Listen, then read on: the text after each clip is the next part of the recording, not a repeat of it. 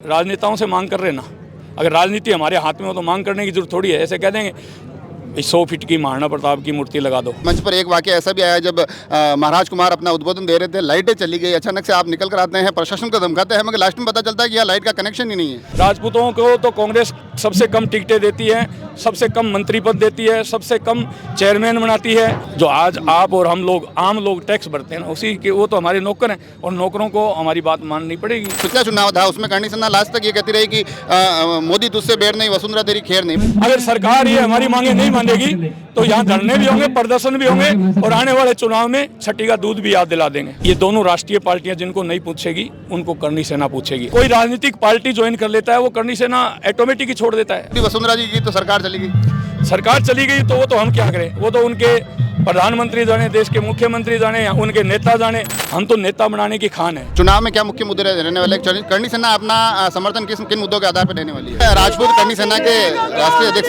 सुखदेव सिंह जी हमारे साथ है। अब सबसे पहले तो ये बताइए कि महाराणा प्रताप के जन्मदिन पर, महाराणा प्रताप की जन्मस्थली पर आकर कैसा लग रहा है?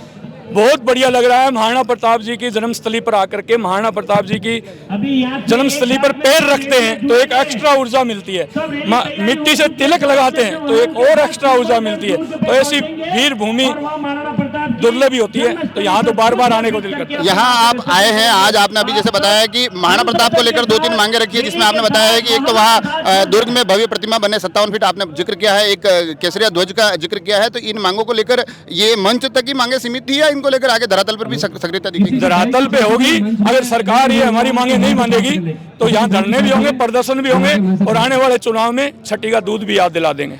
जो ये तमाम चीजें चलती है, राष्ट्रीय करणी सेना लगभग अब पूरे देश में अपना प्रभाव रखती है, मगर ऐसे बीच बीच में छन के खबरें सेनाओं के टूटने की भी आती है, नई सेनाओं की भी आती है और नए छत्र भी सामने दिखाई देते हैं।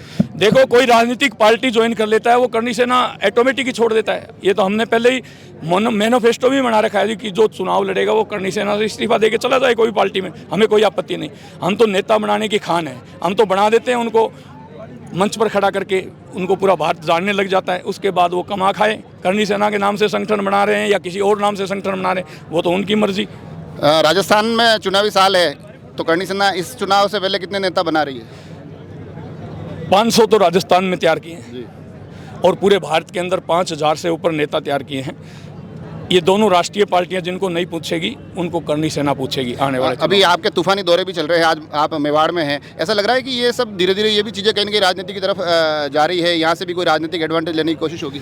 देखो, राजनीति की तरफ कन्वर्ट होता रहता है, राजनीति के बगैर कुछ है ही नहीं। आज हम यहाँ मंच से राजनेताओं से मांग कर रहे ना, अगर राजनीति हमारे हाथ में हो तो मांग करने की जरूरत थोड़ी है। ऐसे कह देंगे 100 फीट की महाराणा प्रताप की मूर्ति लगा दो। आज राजनेताओं से मांग करनी पड़ रही है ना, इसीलिए करनी पड़ रही है। तो ये लोकतंत्र है, तो लोकतंत्र के हिसाब से चल रहे हैं। मंच का आपने जिक्र किया, मंच पर एक वाकया ऐसा भी आया जब महाराज कुमार अपना उद्बोधन दे रहे थे, लाइटें चली गई। अचानक से आप निकल कर आते हैं, प्रशासन को धमकाते हैं, मगर लास्ट में पता चलता है कि यहाँ लाइट का कनेक्शन ही नहीं है। देखो, ये तो कमी है प्रशासन की, लाइट का अस्थायी कनेक्शन इनको देना चाहिए। लाइट का अस्थायी कनेक्शन देना चाहिए। जब परमिशन लेते हैं लाइट का कनेक्शन की, यहाँ की सभा की और की, तो इसमें प्रशासनिक अधिकारी ये जो AN JN ये मनमर्जी करते हैं, इनको नहीं करना चाहिए।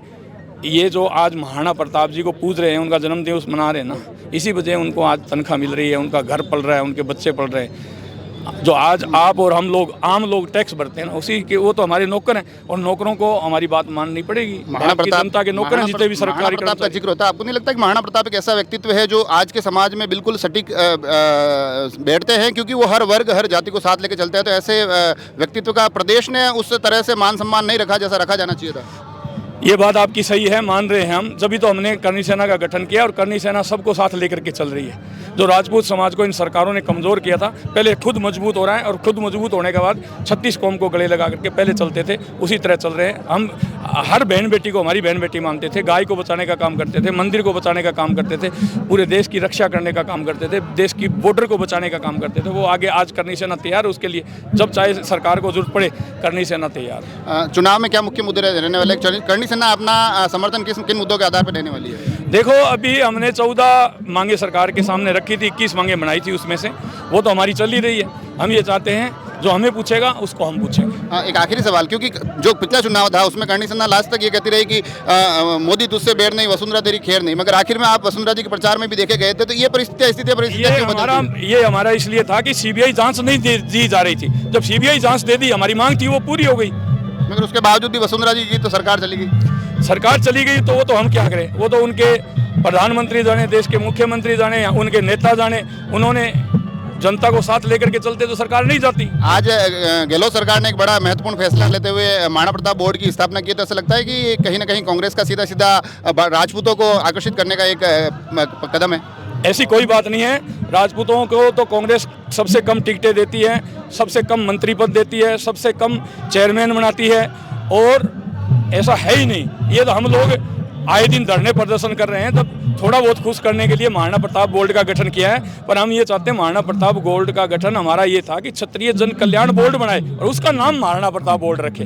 शब्दों की जादूगरी कर रहे हैं, ये शब्दों की जादूगरी है। हम ये चाहते हैं जादूगरी करें, कोई दिक्कत नहीं, पर हमारा हक और अधिकार है, से हमारे लिए अच्छी चीजें निकल के आए। भाई हमारा हक और अधिकार है, वो हमें दें। आज आम सवर्ण गरीब राजपूत है, वो कहाँ जाए? तो इसलिए हम ये चाहते हैं क्षत्रिय जन कल्याण बोर्ड भी। एक आखिरी सवाल, सुखदेव सिंह गोगामेडी चुनाव में कहीं से चुनाव लड़ते दिखेंगे हमको?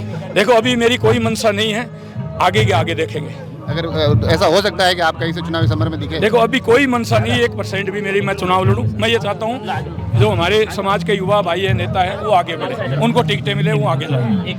तो देखा आपने आज के इस कार्यक्रम पर बोलते हुए महाराणा प्रताप से जुड़ी हुई तमाम बातें की और साथ ही राजनीतिक परिप्रेक्ष्य को भी समझाते हुए कहा है कि आगे आने वाले चुनाव में हम ये फैसला करेंगे कि ये चुनाव किस करवट जाता है। अब ये देखने वाली बात होगी कि आगामी चुनाव में राष्ट्रीय राजपूत करणी सेना अपना कितना प्रभाव रखती है। मगर आज से यहाँ ये स्पष्ट हो गया है कि चीज़ें अब धीरे धीरे राजनीति की तरफ भी बढ़ रही है। आप सभी लोग जुड़े रहे राजसमंद एक्सप्रेस से। धन्यवाद।